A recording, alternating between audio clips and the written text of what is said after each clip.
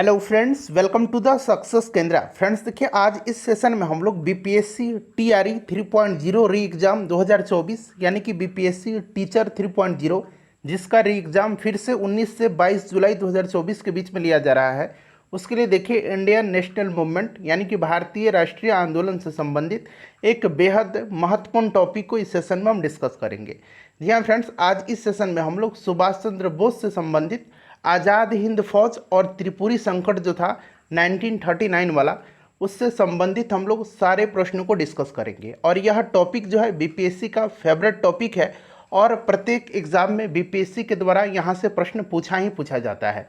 अभी BPSC TRE 3.0 जो हुआ था, रद्द हो गया था, उसमें भी ये वाला प्रश्न पूछा गया था। ठीक है ना, तो आप देख सकते हैं कि इस टॉपिक से यानी कि इंडियन नेशनल मूवमेंट का जो यह टॉपिक है, सुभाष चंद्र बोस, आज़ाद हिंद फौज और त्रिपुरी संकट से संबंधित प्रश्न बीपीएससी लगातार पूछता है। और फ्रेंड्स, मैं आपको बता दूं कि मैं आपके लिए लगातार मेहनत कर रहा हूं, लगातार आपको मैं कंटेंट उपलब्ध करवा रहा हूं, जिससे आपकी एग्ज़ाम में काफ़ी हेल्प मिलेगी। इसीलिए सेशन को देखिए और सेशन को लाइक ज़रूर करें, शेयर ज़रूर करें, इससे मोटिवेशन मिलता है। और फ्रेंड्स, अगर आप चैनल पर पहली बार विजिट कर रहे हैं तो चैनल को जरूर सब्सक्राइब कर लीजिएगा और जो बगल में बेल आइकन है, घंटी का निशान है, उसको भी जरूर दबा लीजिएगा, ताकि जब भी बीपीएससी टीआरई 3.0 री एग्जाम से संबंधित कोई भी इंपॉर्टेंट वीडियो अपलोड किया जाए तो उसका नोटिफिकेशन सबसे पहले आपके पास पहुंच जाए। तो चलिए फ्रेंड्स, बिना देरी किए हुए सेशन अब हम लोग स्टार्ट करते हैं। एक बार सभी लोग प्लीज़ सेशन को लाइक कर दीजिए और जब सेशन समाप्त हो जाएगा, कंप्लीट सेशन देख लीजिएगा, तो इसे कम से कम एक ग्रुप में अवश्य ही फ्रेंड्स इसको शेयर कर दीजिएगा। चलिए शुरू करते हैं आज का सेशन। तो फ्रेंड्स, जैसे मैंने आपको बताया है कि आज इस सेशन में हम लोग बीपीएससी टीआरई 3.0 री एग्ज़ाम 2024 के लिए इंडियन नेशनल मूवमेंट यानी कि भारतीय राष्ट्रीय आंदोलन का एक बेहद महत्वपूर्ण टॉपिक सुभाष चंद्र बोस, जी हाँ फ्रेंड्स, सुभाष चंद्र बोस से संबंधित जितने भी प्रश्न भारतवर्ष में अब तक जितने भी एग्ज़ाम कंडक्ट कराए गए हैं, चाहे वह बीपीएससी का हो, यूपी पीसीएस हो, एमपी पीसीएस हो, छत्तीसगढ़ पीसीएस हो या फिर झारखंड पीसीएस हो, जितने भी प्रश्न पूछे गए हैं सुभाष चंद्र बोस से संबंधित, उन सभी प्रश्नों को हम लोग आज एक ही सेशन में डिस्कस कर लेंगे।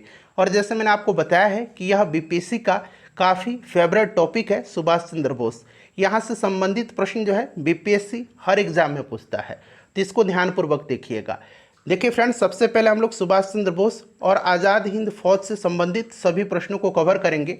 उसके बाद इसी सेशन में हम लोग जो त्रिपुरी संकट हुआ था 1939 में, उससे संबंधित भी सभी प्रश्नों को हम लोग डिस्कस कर लेंगे।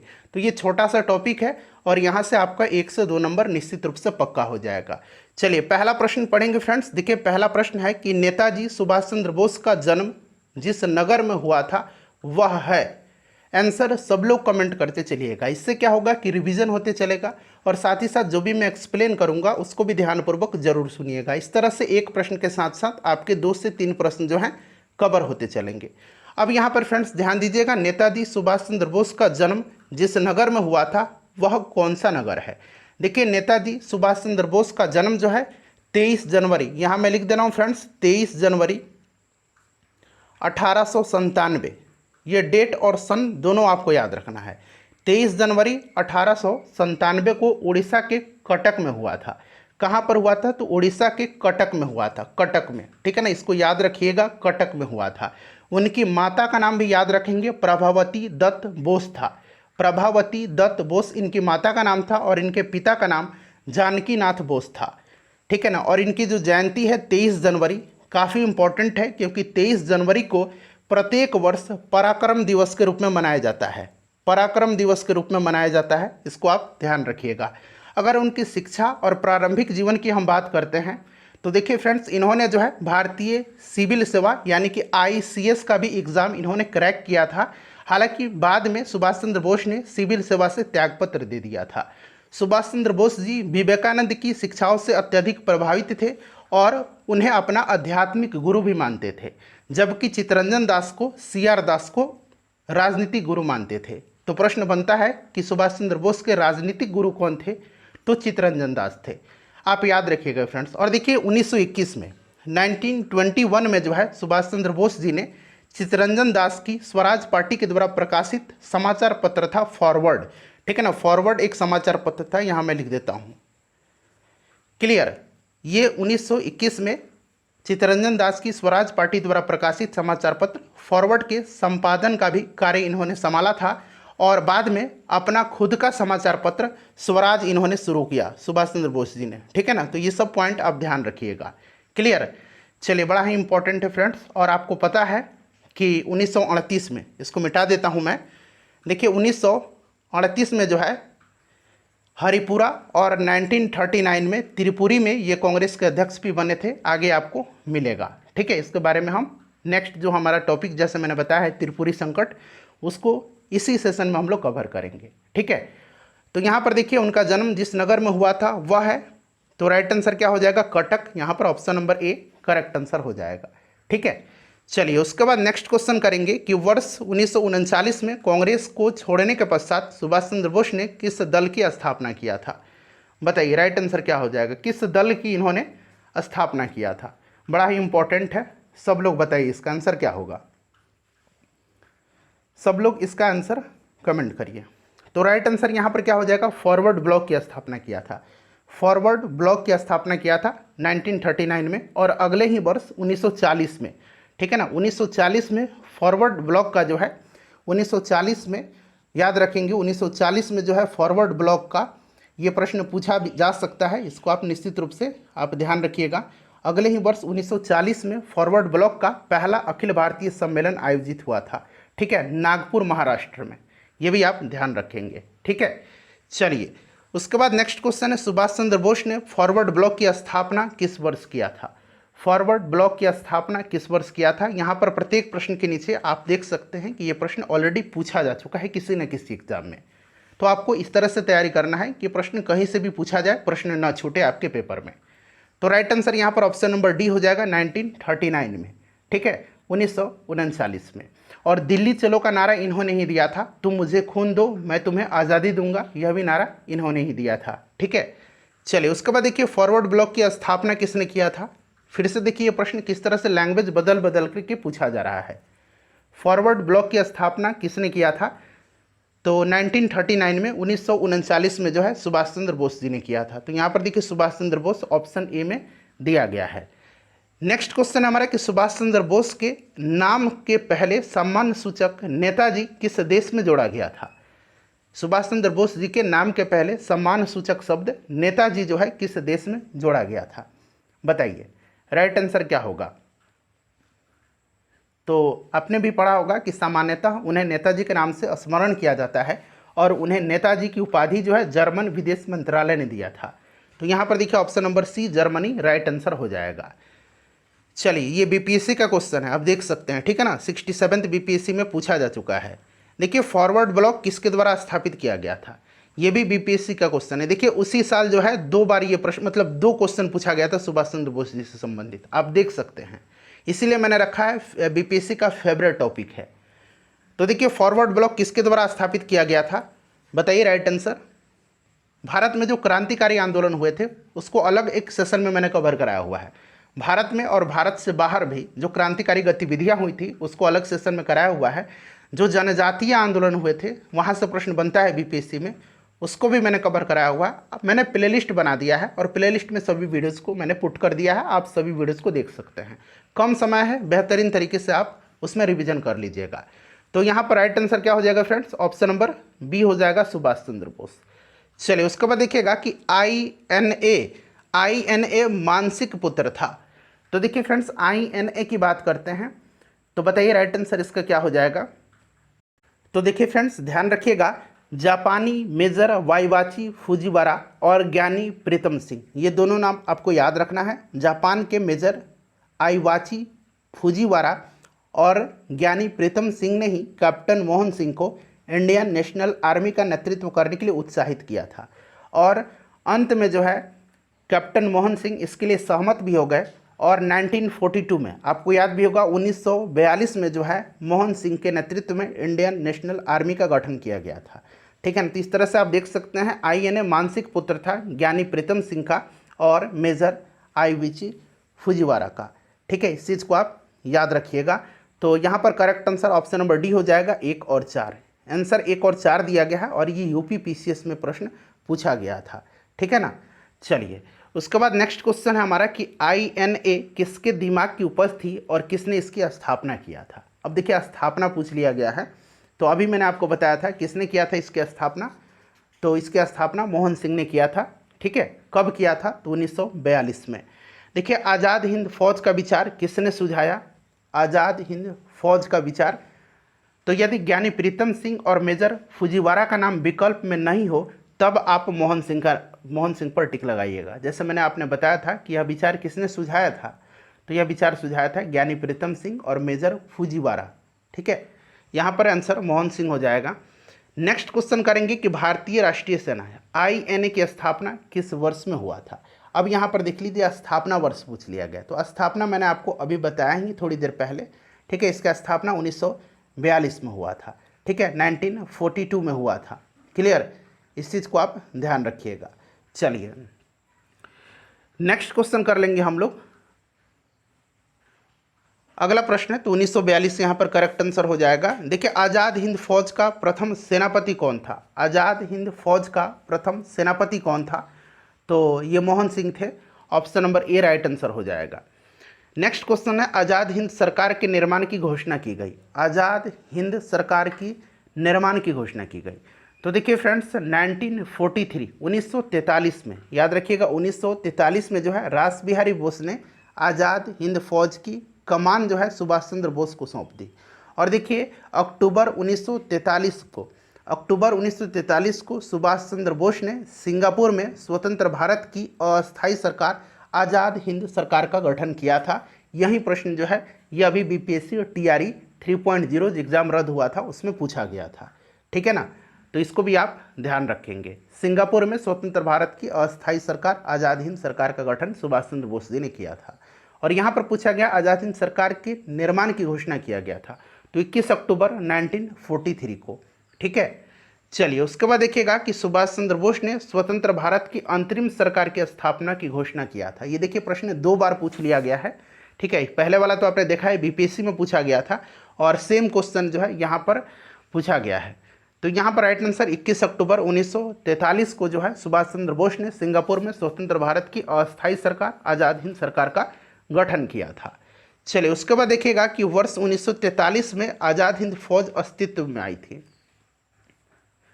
बताइए राइट आंसर क्या हो जाएगा, इसका करेक्ट आंसर बताइए क्या हो जाएगा। BPSC में ये प्रश्न फिर से पूछा गया है, तो यहाँ पर देखिए तत्कालीन मलय में। ठीक है ना, तत्कालीन मलय में यहाँ पर राइट आंसर हो जाएगा। ठीक है, चलिए तत्कालीन मलय में। चलिए नेक्स्ट क्वेश्चन कर लेंगे। अब सिंगापुर द्वीप ब्रिटिश मलय का अंग था उस समय। ठीक है ना, नेक्स्ट क्वेश्चन कर लेंगे। अगला प्रश्न है हमारा कि किस भारतीय क्रांतिकारी ने सुभाष चंद्र बोस को इंडियन नेशनल आर्मी के गठन में सक्रिय सहयोग दिया था। बताइए किस भारतीय क्रांतिकारी ने सुभाष चंद्र बोस को इंडियन नेशनल आर्मी के गठन में सक्रिय सहयोग दिया था। देखिए सुभाष चंद्र बोस जी जून 1943 में टोक्यो पहुंचे थे और उसके तुरंत बाद जो है रास बिहारी बोस जी ने सुभाष चंद्र बोस के पक्ष में भारतीय स्वतंत्रता लीग की अध्यक्षता पद से त्याग पत्र दे दिया था और सुभाष चंद्र बोस को आज़ाद हिंद फौज का सर्वोच्च सेनापति घोषित किया गया। तो यहाँ पर देखिए रास बिहारी बोस राइट आंसर हो जाएगा। नेक्स्ट क्वेश्चन है हमारा कि निम्नलिखित में से कौन सा व्यक्ति आज़ाद हिंद फौज से नहीं जुड़ा हुआ था, आज़ाद हिंद फौज से नहीं जुड़ा हुआ था, बताइए। तो यहाँ पर देख सकते हैं आप शाहनवाज खान थे, कर्नल प्रेम कुमार सहगल भी थे और कर्नल शौकत अली मलिक भी थे। यहाँ पर देखिए मेजर करतार सिंह नहीं जुड़े हुए थे, मेजर करतार सिंह आज़ाद हिंद फौज से संबंधित नहीं थे। ठीक है ना, मेजर जनरल शाहनवाज हुसैन खान जो थे, शाहनवाज खान, ये आज़ाद हिंद फौज की सुभाष ब्रिगेड के सेनापति थे। प्रेम कुमार सहगल भी INA के प्रमुख अधिकारी थे। कर्नल शौकत अली मलिक जो थे ये INA के गुप्तचर सेवा के प्रमुख अधिकारी थे। ठीक है, तो इस चीज़ को आप ध्यान रखिएगा। और ये जो आपके शौकत अली थे इन्हें सरदार जंग की उपाधि से सम्मानित भी किया गया था। चलिए उसके बाद नेक्स्ट क्वेश्चन है हमारा कि आज़ाद हिंद फौज का प्रधान कार्यालय कहाँ पर स्थित था। आज़ाद हिंद फौज का प्रधान कार्यालय कहाँ पर स्थित था, बताइए राइट आंसर क्या हो जाएगा। तो देखिए 1944 में 1944 में सुभाष चंद्र बोस जी ने आज़ाद हिंद फौज का प्रधान कार्यालय जो है सिंगापुर से रंगून स्थानांतरित किया था। तो सिंगापुर से रंगून स्थानांतरित कर दिया था। नेक्स्ट क्वेश्चन है, निम्नलिखित में से कौन आज़ाद हिंद फौज से जुड़े हुए नहीं थे? जुड़े हुए नहीं थे, देखिए नहीं थे जुड़े हुए, इस तरह से ये दो तरह का प्रश्न बन गया अब तक। तो यहाँ पर देखिए बीसी दत्त राइट आंसर हो जाएगा। आज़ाद हिंद फौज के अधिकारियों एवं सैनिकों को गिरफ्तार कर ब्रिटिश सरकार जो थी नवंबर 1945 में उन पर मुकदमा चलाया था, और इसमें प्रेम कुमार सहगल, गुरु बख्श सिंह ढिल्लो और शाहनवाज जो थे, शाहनवाज मैंने बताया था शाहनवाज खान, इनको फांसी की सज़ा दी गई थी, ठीक है ना। और यहाँ पर आप देख सकते हैं बीसी दत्त जो है, बीसी दत्त ये नहीं जुड़े हुए थे, ठीक है ना, बीसी दत्त इससे जुड़े नहीं थे। चलिए उसके बाद नेक्स्ट क्वेश्चन है हमारा कि किसने कहा था कि तुम मुझे खून दो मैं तुम्हें आज़ादी दूंगा? तो फ्रेंड्स अभी थोड़ी देर पहले ही मैंने बताया था सिंगापुर उस समय मलय होता था, जैसे कि मलय कहलाता था। जैसे मैंने बताया था कि 1943 में आज़ाद हिंद फौज अस्तित्व में आई थी, तो तत्कालीन मलय में यानी कि सिंगापुर में, तो सिंगापुर में अपने सैनिकों का आह्वान करते हुए सुभाष चंद्र बोस जी ने कहा था कि बहुत त्याग किया है किंतु अभी प्राणों की आहुति देना शेष है। आज़ादी को आज हमें अपने शीश फल चढ़ा देने वाले पागल पुजारी की आवश्यकता है जो अपना सिर काट करके स्वतंत्रता की देवी को भेंट चढ़ा सके। तुम मुझे खून दो मैं तुम्हें आज़ादी दूंगा, ठीक है ना। तो ये सुभाष चंद्र बोस राइट आंसर हो जाएगा। चलिए अखिल भारतीय फॉरवर्ड ब्लॉक की स्थापना के लिए सुभाष चंद्र बोस से कौन जुड़े और आईएनए आंदोलन के साथ भी जुड़े रहे? बड़ा ही इंपॉर्टेंट क्वेश्चन है जो कि ये बिहार बीपीएससी में पूछा गया है, ठीक है।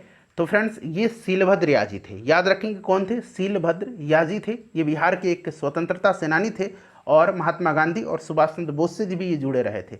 सीलभद्र याजी जो थे ये अखिल भारतीय फॉरवर्ड ब्लॉक की स्थापना के लिए सुभाष चंद्र बोस से जुड़े रहे और आईएनए के आंदोलन के साथ भी ये उनसे जुड़े हुए थे। तो ऑप्शन नंबर यहाँ पर सी राइट आंसर हो जाएगा। नेक्स्ट क्वेश्चन है कि भारतीय स्वतंत्र संघर्ष के दौरान निम्नलिखित में से किसने द फ्री इंडियन लीजन नामक सेना बनाई थी? बताइए, द फ्री इंडियन लीजन नामक सेना किसने बनाई थी? बताइए राइट आंसर क्या हो जाएगा, करेक्ट आंसर क्या हो जाएगा?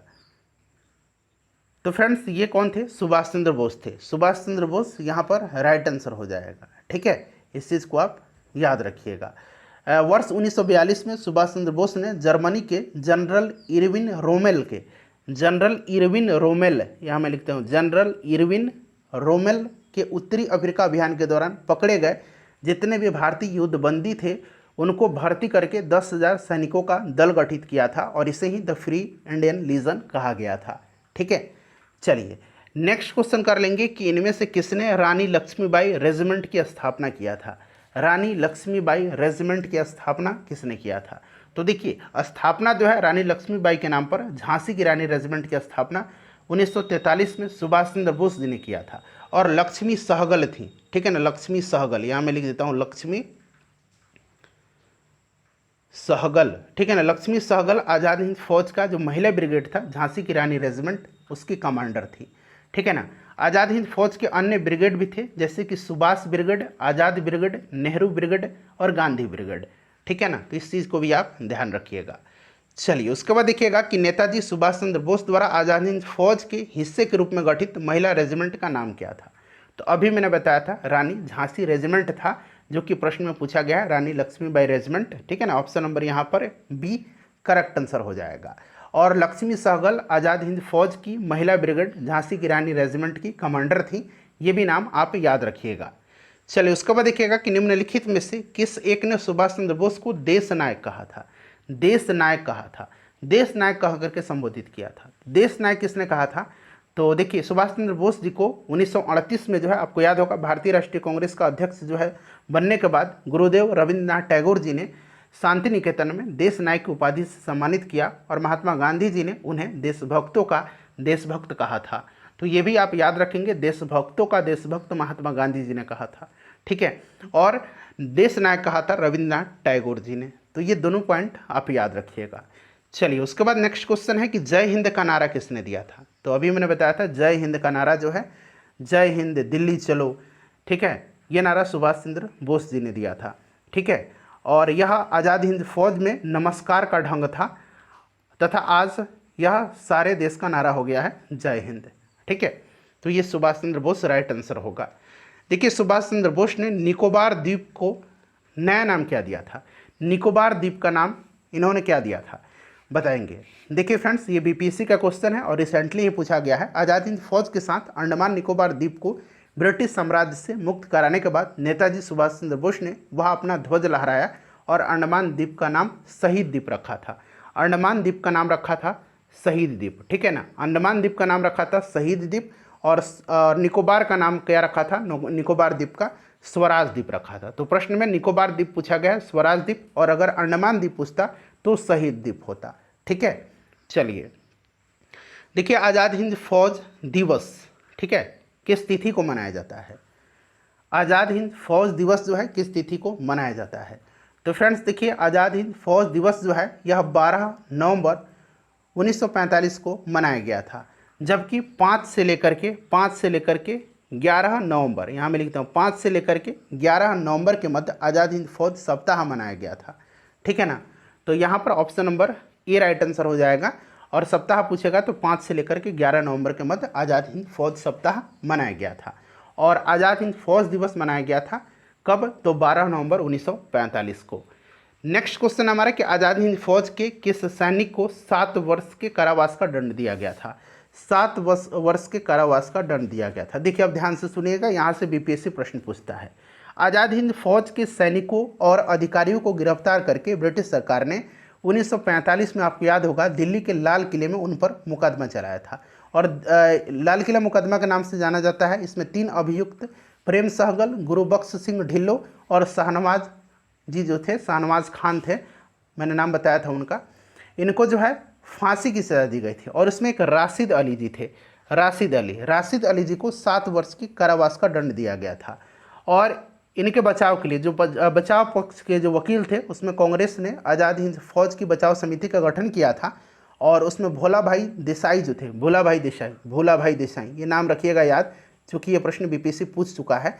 भोला भाई देसाई के नेतृत्व में तेज बहादुर सप्रू, कैलाश नाथ काटजू, अरुणा असफ अली और जवाहरलाल नेहरू प्रमुख वकील थे, ठीक है। किसके नेतृत्व में? तो भोला भाई देसाई के नेतृत्व में। कौन कौन लोग थे, इनका भी नाम याद रखना है आपको। कौन लोग थे? तेज बहादुर सप्रू, कैलाश नाथ काटजू, अरुणा असफ अली और पंडित जवाहरलाल नेहरू प्रमुख वकील थे। सरकार के निर्णय के विरुद्ध पूरे देश में तेज प्रतिक्रिया हुई थी। जो इनको जो है तीनों को फांसी की सज़ा दी गई थी, प्रेम सहगल, गुरुबख्श सिंह ढिल्लो और शाहनवाज जी को, और राशिद अली को 7 साल की कारावास की सज़ा सुनाई गई थी, ठीक है। और पूरे देश में जो है आक्रोश फैल गया था, बहुत तेज प्रतिक्रियाएं हुई थी। और अंत में विवश होकर वायसराय लॉर्ड बेबल ने अपने विशेषाधिकार का प्रयोग करते हुए मृत्युदंड की सज़ा को माफ़ कर दिया, ठीक है ना। इस चीज़ को आप याद रखिएगा, क्लियर। चलिए उसके बाद देखिएगा कि निम्नलिखित में से आज़ाद हिंद फौज के किस अधिकारी ने लाल किले पर चलाए गए मुकदमे का सामना नहीं किया था? देखिए प्रश्न बन गया ना। तो मैंने जो 4 नाम आपको बताए थे, अगर आपको याद होगा, गुरुबख्श सिंह, प्रेम सहगल, शाहनवाज, राशिद अली, तो मोहन सिंह इसमें नहीं थे, ठीक है।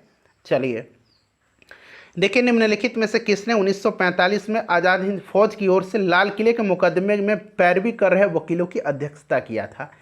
मैंने अभी आपको एक्सप्लेनेशन के दौरान ही बताया था, हालांकि ये बीपीएससी भी प्रश्न पूछ चुका है, आगे आपको हो सकता है मिल जाए। तो मैंने बताया था कि भोला भाई देसाई के नेतृत्व में तेज बहादुर सप्रू, कैलाश नाथ काटजू, अरुणा असफ अली, जवाहरलाल नेहरू प्रमुख वकील थे। भोला भाई देसाई के नेतृत्व में। ऑप्शन नंबर यहाँ पर ए बिल्कुल करेक्ट आंसर हो जाएगा, ठीक है फ्रेंड्स। चलिए उसके बाद नेक्स्ट क्वेश्चन कर लेंगे कि आज़ाद हिंद फौज के अधिकारियों के उनके लाल किले में चल रहे मुकदमे में उनके पक्ष में निम्नलिखित में से किसने वकालत किया था? वकालत पूछा गया है, ठीक है ना। तो वकालत जो किया था किसने किया था इसमें से, बताइए। मोतीलाल नेहरू नहीं, जवाहरलाल नेहरू थे। चित्तरंजन दास भी नहीं थे, ठीक है ना। एम ए जीना भी नहीं थे। तेज बहादुर सप्रू थे, अरुणा असफ अली थी, कैलाश नाथ काटजू थे, जवाहरलाल नेहरू थे, भोला भाई देसाई के नेतृत्व में। चलिए देखिए प्रश्न कितना बार ये पूछा गया है। अगला प्रश्न हमारा कि 1945 में आज़ाद हिंद फौज के लाल किले में दिल्ली के मुकदमे की पैरवी निम्नलिखित में से किसने नहीं किया था? तो देखिए भोला भाई देसाई थे, जवाहरलाल नेहरू थे, कैलाश नाथ काटजू थे, और थी अरुणा असफ अली थी, तेज बहादुर सप्रू थे, ठीक है ना। इसमें सरदार वल्लभ भाई पटेल नहीं थे, क्लियर। कोई प्रश्न अगर इससे रिलेटेड पूछा जाएगा तो अब आपका, मुझे उम्मीद है कि नहीं छूटेगा। चलिए फ्रेंड्स, सेशन पसंद आ रहा है तो प्लीज़ एक बार लाइक कर दीजिए। निम्नलिखित में से कौन प्रसिद्ध आईयानी के मुकदमे के वकील थे? बताइए। तो इसमें से सुभाष चंद्र बोस जी नहीं थे, सी राजगोपालाचारी भी नहीं थी। हाँ अब बताइएगा, अब यहाँ पर आपको कन्फ्यूज़न होगा क्योंकि आपके पास ऑप्शन डी है और ऑप्शन ई है उपरोक्त में से एक से अधिक। क्यों? तो क्योंकि अरुणा असफ अली थी, असफ अली और भोलाभाई देसाई थे, ठीक है ना। तो ये दोनों नाम होगा, एक से अधिक यहाँ पर राइट आंसर होगा, यानी कि सी और डी यहाँ पर करेक्ट आंसर हो जाएगा, सी और डी, ठीक है। चलिए फ्रेंड्स, उसके बाद देखिए इनमें से वर्ष 1945-46 में दिल्ली में हुए आईएनए के मुकदमे के पक्ष में पेश हुए वकील कौन थे? देख सकते हैं ना, प्रश्न कितना बार पूछा गया है, खुद ही देख लीजिए। तो ये कौन थे फ्रेंड्स? भोलाभाई देसाई थे इसमें। चलिए, बीपीएससी का क्वेश्चन आप देख सकते हैं, स्वयं बीपीएससी ने पूछा हुआ है। चलिए, उसके बाद देखिए दिल्ली के लाल किले में प्रसिद्ध आज़ाद हिंद फौज पर अभियोग चलाया गया था। वर्ष भी मैंने बताया था, कब चलाया गया था? 1945 में, ठीक है। 3 अभियुक्त प्रेम सहगल, गुरबख्श सिंह ढिल्लों और शाहनवाज, ठीक है, इनको फांसी दी गई थी और राशिद खान को 7 वर्ष का कारावास का दंड दिया गया था, जो कि बाद में लॉर्ड वेबल ने अपने विशेषाधिकार का प्रयोग करते हुए जो मृत्युदंड था उसको माफ़ कर दिया था। चलिए, तो यहाँ पर राइट आंसर क्या होगा? 1945 में। देखिए, आईएनए के अधिकारियों पर मुकदमा चलाया गया था, कहाँ पर? आगरा फोर्ट में, ग्वालियर फोर्ट में, दिल्ली के लाल किला में, तो लाल किला। देखिए, नेक्स्ट क्वेश्चन है कि औपनिवेशिक भारत के संदर्भ में शाहनवाज खान, प्रेम कुमार सहगल और गुरबख्श सिंह ढिल्लों याद किए जाते हैं। बताइए राइट आंसर क्या होगा? तो करेक्ट आंसर आप बताएंगे मुझे इसका, आज़ाद हिंद फौज, इंडियन नेशनल आर्मी के अधिकारियों के रूप में। चलिए फ्रेंड्स, उसके बाद देखिए 1945 की प्रमुख घटना निम्नलिखित में से थी। बताइए 1945 की, तो बेबल योजना भी 1945 की ही घटना है, आपको याद होगा। उसके बाद अगर बात करते हैं हम इसमें से, तो शिमला सम्मेलन जो है ये भी 1945 की ही घटना है। और नौसेना विद्रोह जो है ये आपका 1945 का नहीं है, नौसेना विद्रोह 1946 की घटना है। आज़ाद हिंद फौज का मुकदमा 1945 का है, ठीक है ना। तो ये तीनों 45 के हैं, 1945 के। तो अब बताइए इसमें से राइट आंसर क्या होगा? 1, 2 और 4 यहाँ पर करेक्ट आंसर होगा, 1, 2 और 4, ठीक है। चलिए, उसके बाद देखिएगा कि सुभाष चंद्र बोस का राजनीतिक गुरु कौन था? तो थोड़ी देर पहले ही मैंने बताया था आपको, स्टार्टिंग में ही पहले ही प्रश्न में, राजनीतिक गुरु चित्तरंजन दास जी थे। कौन थे? चित्तरंजन दास, यहाँ पर करेक्ट आंसर हो जाएगा। उसके बाद देखिए इलाहाबाद में संपन्न कांग्रेस कार्यकारिणी समिति की बैठक में निम्नलिखित सदस्यों में से एक सदस्य भारत के नाजीवाद, फासीवाद तथा साम्राज्यवाद विरोधी निश्चित रुख के कारण जापान के विरुद्ध गुरिल्ला युद्ध की अपनी योजना के पक्ष में बहुमत जुटाने में सक्षम हुए थे, वे कौन थे? बताइए। तो फ्रेंड्स, ये कौन थे? ये थे पंडित जवाहरलाल नेहरू। ऑप्शन नंबर यहाँ पर डी राइट आंसर हो जाएगा, ठीक है। Option number D correct answer हो जाएगा। चलिए फ्रेंड्स, अब हम लोग जो है आपका त्रिपुरी संकट 1939 वाला, उससे संबंधित प्रश्न को कवर करेंगे। देखिए, कांग्रेस का त्रिपुरी संकट, ठीक है, और ये 1939 आपको याद रखना है। चलिए, उसके बाद देखिएगा कि 1938 में भारतीय राष्ट्रीय कांग्रेस के अध्यक्ष निर्वाचित कौन हुए थे? 1938 में, 1938 के कांग्रेस के जो हरिपुरा अधिवेशन हुआ था, हरिपुरा है कहाँ पर? अगर आपसे पूछा जाए कि हरिपुरा कहाँ पर है, तो ये गुजरात में, ठीक है ना। हरिपुरा गुजरात में जो अधिवेशन हुआ था, सुभाष चंद्र बोस कांग्रेस के पहली बार अध्यक्ष बने थे, ठीक है। इस चीज़ को आप याद रखिएगा। तो सुभाष चंद्र बोस यहाँ पर करेक्ट आंसर हो जाएगा। चलिए, उसके बाद नेक्स्ट क्वेश्चन हमारे कि भारतीय राष्ट्रीय कांग्रेस के हरिपुरा अधिवेशन की अध्यक्षता निम्नलिखित में से किसने किया था? तो ऑब्वियसली आपको याद होगा, अभी मैंने बताया है, एससी बोस, सुभाष चंद्र बोस। चलिए, उसके बाद देखिएगा कि हरिपुरा, जहां भारतीय राष्ट्रीय कांग्रेस का वार्षिक अधिवेशन 1938 में सुभाष चंद्र बोस जी की अध्यक्षता में हुआ था, वह निम्नांकित में से किस राज्य में स्थित है? देखिए, अब पूछ लिया गया राज्य, तो मैंने बताया था गुजरात में है। अच्छा, साथ ही साथ त्रिपुरी भी आप जान लीजिए, क्योंकि हरिपुरा तो आप गुजरात जान ही गए, त्रिपुरी किस राज्य में है? तो यह मध्य प्रदेश में है, त्रिपुरी जबलपुर मध्य प्रदेश में, ठीक है। चलिए, अगला प्रश्न है कि भारतीय राष्ट्रीय कांग्रेस के त्रिपुरी सम्मेलन में वर्ष 1939 में सुभाष चंद्र बोस को कांग्रेस का अध्यक्ष चुना गया। यह त्रिपुरी कहाँ पर है? प्रश्न में आ ही गया, तो यहाँ पर देखिए जबलपुर गुजरात, याद रखिएगा। और देखिए ये त्रिपुरी में जो हुआ था ना, इसके बारे में जान लीजिए, 1939 में हुआ था।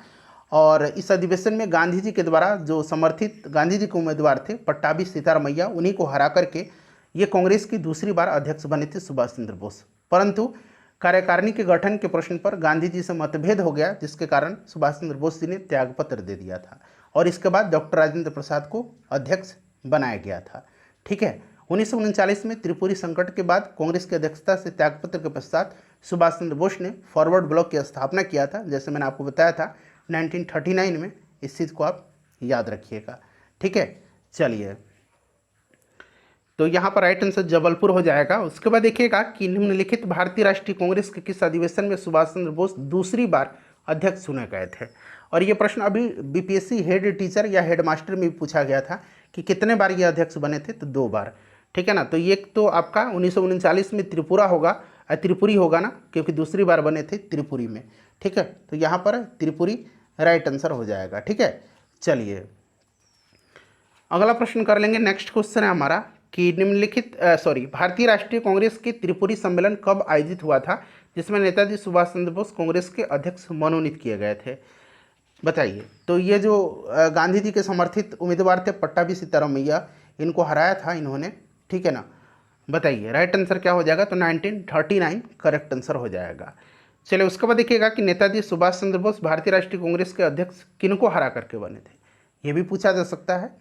तो ये हरा करके बने थे किसको, बताइए। राइट आंसर क्या हो जाएगा, देखिए करेक्ट आंसर क्या हो जाएगा,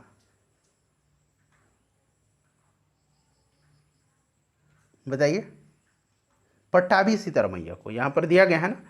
चलिए उसके बाद देखिएगा कि निम्नलिखित में से भारतीय राष्ट्रीय कांग्रेस के किस अधिवेशन में कांग्रेस अध्यक्ष के चुनाव में सुभाष चंद्र बोस ने पट्टाभी सीतारामैया को पराजित किया था। तो आपको याद रखना है 1939 में जो त्रिपुरी अधिवेशन हुआ था, ऐसा नहीं गलती से हरिपुरा लगाइए, ये याद रखिएगा आप। ठीक है फ्रेंड्स, बड़ा इंपॉर्टेंट है।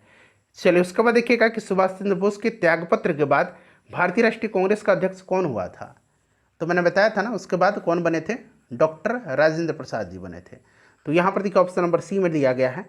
चलिए उसके बाद देखिएगा कि कांग्रेस के त्रिपुरी अधिवेशन के पश्चात सुभाष चंद्र बोस और दक्षिणपंथी का समस्त झगड़ा किस प्रश्न पर केंद्रित हो गया था, बताइए।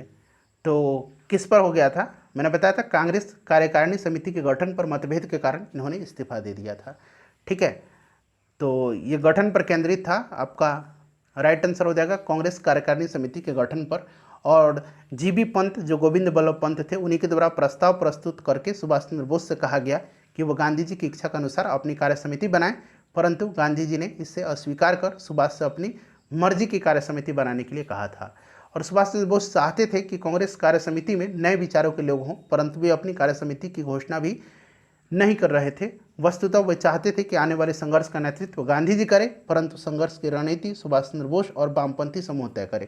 किंतु गांधी जी भी इसके लिए राजी नहीं हुए थे, और अंततः क्या हुआ कि सुभाष चंद्र बोस जी ने कांग्रेस का अध्यक्ष पद छोड़ दिया, उन्होंने इस्तीफा दे दिया। ठीक है, ऑप्शन ए राइट आंसर होगा। चलिए उसके बाद देखिएगा कि किस भारतीय राष्ट्रवादी नेता ने जर्मनी और ब्रिटेन के बीच युद्ध को ऐसे ईश्वर प्रदत्त अवसर के रूप में देखा था जिसमें भारतीयों को उस स्थिति को अपने हित में लाभ उठाने का मौका मिलता। तो जब द्वितीय विश्व युद्ध के बादल यूरोप में मंडरा रहे थे, सुभाष चंद्र बोस ने उस समय लाभ उठाना चाहा, और ब्रिटेन और जर्मनी के जो बीच युद्ध था उसका लाभ आयरलैंड की इस पुरानी कहावत पर था कि इंग्लैंड की आवश्यकता आयरलैंड के लिए अवसर है। अतः उन्होंने गांधी जी तथा अन्य जो कांग्रेसी दिग्गज नेता थे उनको जो है इस नीति पर लाना चाहा कि भारत की स्वतंत्रता के लिए इंग्लैंड के दुश्मनों की सहायता की जाए, ये एक अच्छा अवसर है और हमें आज़ादी मिल सकती है, ये सुभाष चंद्र बोस जी ने कहा था। ठीक है ना, ऑप्शन नंबर यहाँ पर सी राइट आंसर हो जाएगा। तो सुभाष चंद्र बोस से संबंधित जितने भी प्रश्न अब तक पूछे गए थे उनको मैंने कवर करा दिया। फ्रेंड्स, सेशन पसंद आया हो तो लाइक कर दीजिए और इसको प्लीज़ शेयर कर दीजिए।